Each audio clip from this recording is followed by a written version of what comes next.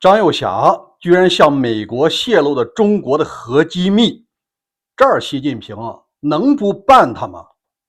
那人们关心的就是他到底贪了多少钱？中国网民传说的东风快递使命必达，到底能飞多远？大家好，我是大卫。我们现在抓紧时间和大家分享一个我刚刚看到的最新炸裂的消息。相比马多罗被抓捕那都是小儿科了。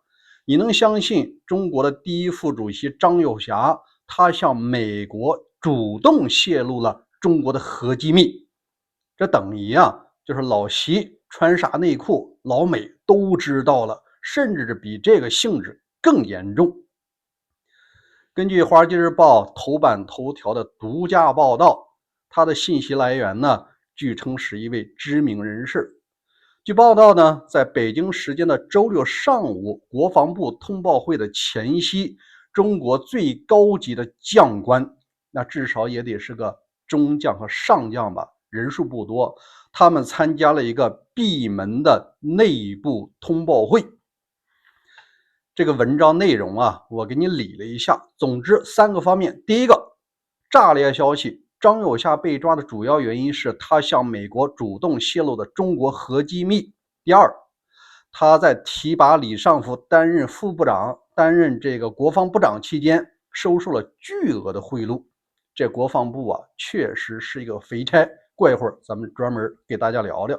第3件事，他在担任沈阳军区副司令的5年期间提拔的所有人，至少有一个2000人的将军名单，现在正在进行清洗与审查。这特别工作组已经到了沈阳了，就连这部队招待所不敢住，专门是住在这个外边的饭店，由警卫局严加守护，目的就是防止出现军变。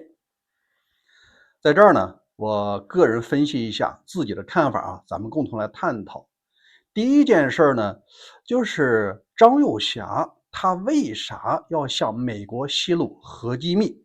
根据这个文章内容这个证据来源于一家中国的央企，叫中核工业，它全称叫中国核工业集团总公司。这个企业可了不得，它是负责军民两用的核技术研发与建设的。这么跟你说吧，中国的核武器你通常通过井发射，这井谁挖的？挖在什么地方？一共挖了多少个？哪些是诱饵？哪些真的有核弹？它是一清二楚，人家就是负责挖这个井的。第二中国核技术你走的什么路线？你的卫星是能搭载核武器，还是说舰载核武器，还是说飞机载的、空射的，还是发射车的？用的什么路线和技术指标，用的什么燃料，加多少这些数据都归核工业部管。因为这个部门在军方接受国防部领导，在地方上是接受这个国务院领导。他有一个党委副书记总经理叫做顾军，他把这件事说出来了，而且根据中国新闻报道，他在19号的时候正式落马。在这儿我说一下我个人的见解通过时间轴咱就把这个时间线串起来了。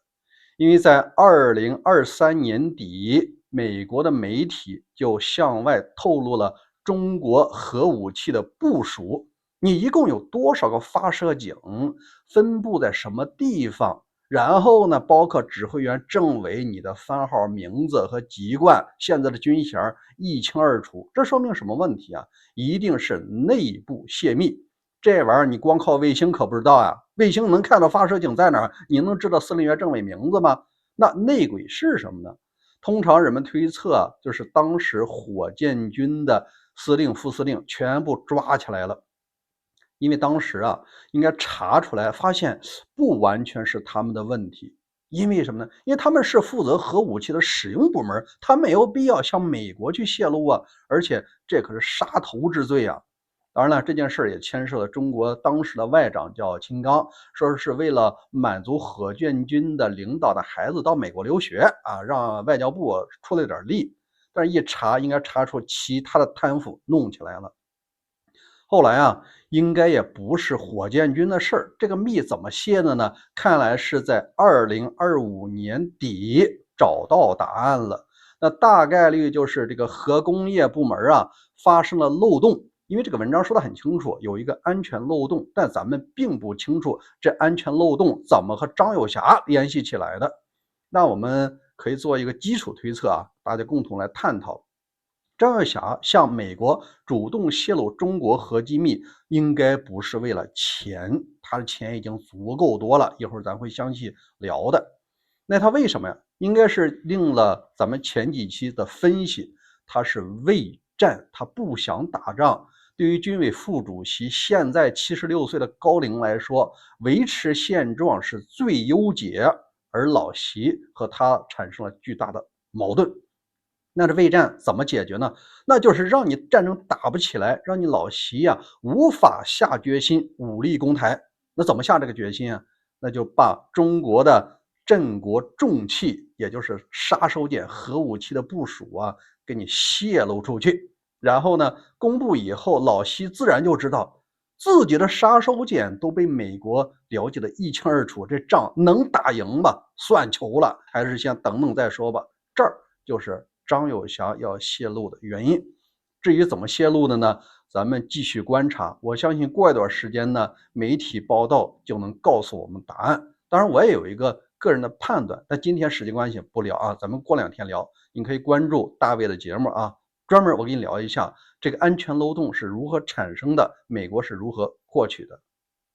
第二件事，他提到他在提拔李尚福担任国防部长期间收受巨额贿赂。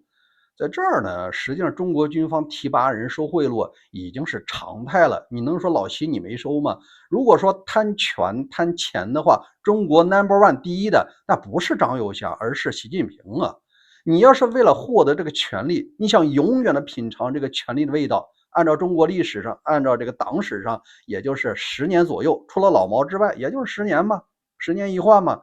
你这倒好，10年以后开始连庄，现在直奔着终身制了。这就说明什么？中国头号贪权的已经是习近平了。那贪权的目的当然是为了捞钱嘛，尤其是给自己家族的捞钱。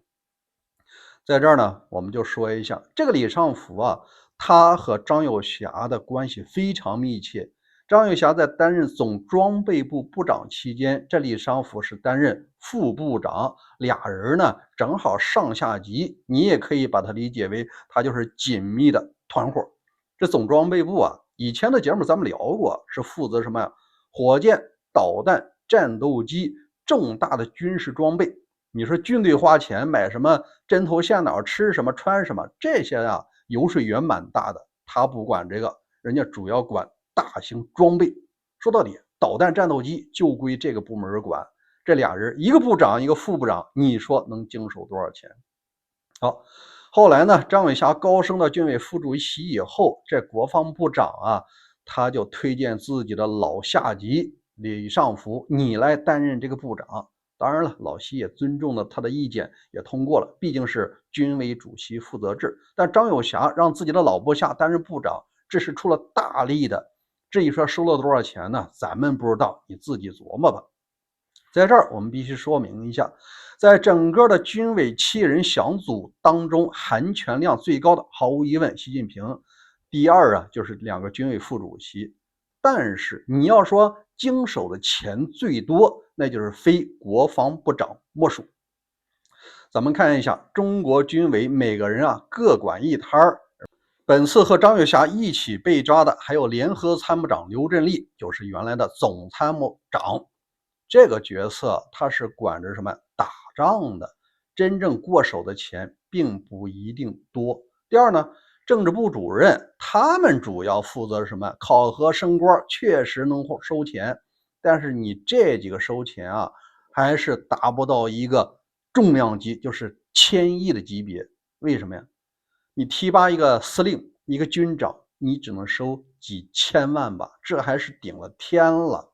但是国防部长管的这角色，我告诉你2个数据，一个是每年2万亿人民币，它叫做国防经费。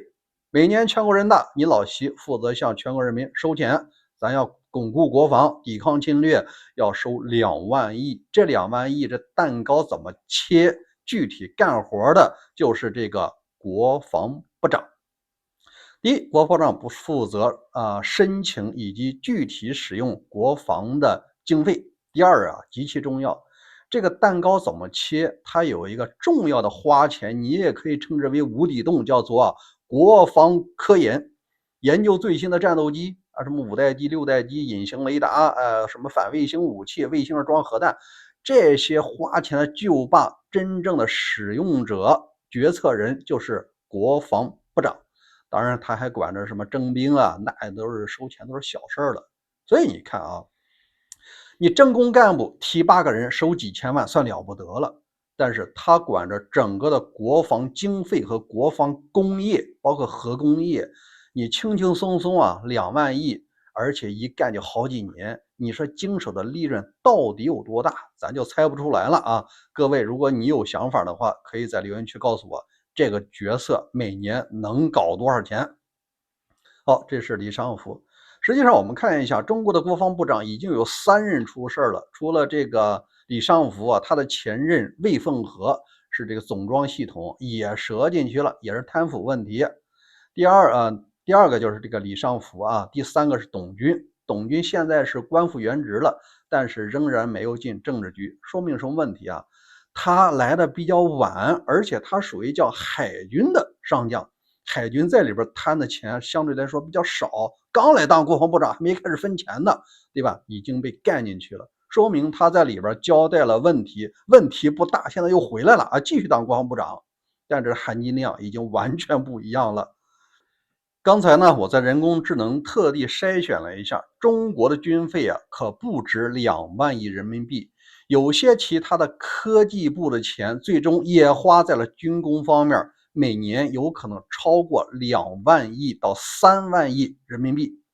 按照常规海军、陆军、火箭军科研，你就说真正归科研的，也许在20%到25%左右，你轻轻松松这就是5、6千亿的钱呐。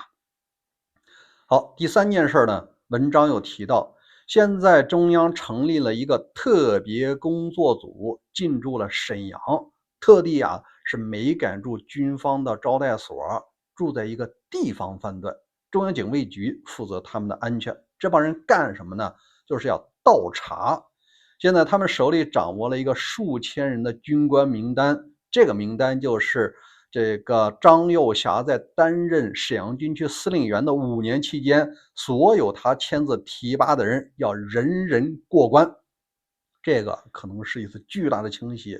你这些人的提拔的任命中间有没有钱的来往，到底搞了多少？所以说沈阳军区接下来可能要进行极大的动荡。好，刚才讲的这3点呢，咱们总结一下。我有个人的一个看法呢，就是老习这次算是刮骨疗毒了，但是我感觉他恐怕实现不了自己的目标。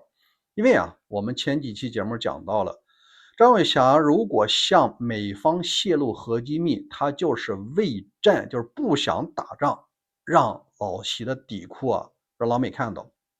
但是你新上来的人，他就一定不走这条路吗？谁站在这种不受监控的，尤其军队这种内部腐败比较盛行的地方你不可能不贪，你不贪你根本上不来。所以说接下来可能还是有人要畏战，要走这一招棋。那第二呢，国内的民众这次看老习和看军方的眼光可能就要产生变化了。因为以前的小粉红有一个帖子说，中国试验成功了，能打到美国本土1万多公里的东风快递东风什么41又是什么61，然后他说我们这腰杆子硬了，上厕所的时候无论如何都蹲不下来了。为什么？腰杆太硬。这就说明什么？中国的那些小粉红年轻人对老习崇拜的是五体投地，因为中国雄起了我们能干到美国了。但你看现在第一副主席直接把核机密都告诉美国了，而且这个东风快递1万多公里到底能不能飞多远因为巨大的贪腐已经把里边的射程啊，你加固的燃料够不够啊，标号有没有使水分啊，钱都让上面贪了，底下人怎么干活？那一定是压成本啊。所以说啊，东风快递啊，也可能飞半截直接掉海里了。好，关于这件事儿您怎么看？欢迎在留言区留言，咱们共同来探讨。大卫说的也不一定正确啊。另外，随着这件事儿的不停发酵，一定会有更多的信息会爆出来。如果有新的进展，我及时和大家来分享。欢迎您关注大卫看世界，咱们经常都有更新，也欢迎您打开小铃铛，我更新的时候您第一时间不就看到了吗？再次感谢您，咱们下期再会。